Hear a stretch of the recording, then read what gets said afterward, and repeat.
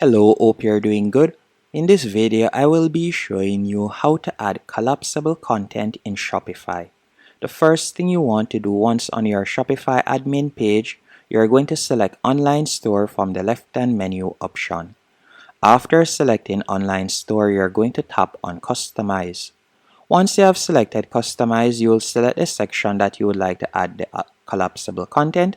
So for example, I'm going to tap on Home Page and I'm going to be adding it to my product page. So I'm going to select Products, then we'll select Default Product. From here, you can choose where you would like to add it by going over to the left-hand menu option and selecting Add Block. After selecting Add Block, you will see the option Collapsible Row. You're going to tap on that. Once you have done that, you can see it has been added right there, and you could drag and place it wherever you want. So you have different options. Then you will simply tap on Collapsible Row, and you can change the heading if you want. So for example, let's say I just want to add in just test right there. I could change the heading to test.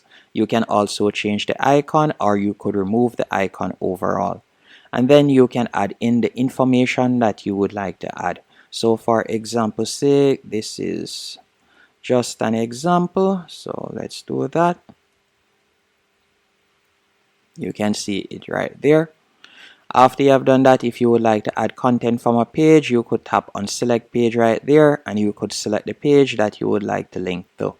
Once you're finished, you're going to tap on save in the top right hand corner to save the information or changes. After you have done that, if someone were to visit your store and tap on the collapsible row, they will see the information right there. Hope you found this tutorial helpful and informative. If you did, be sure to hit the like button and subscribe.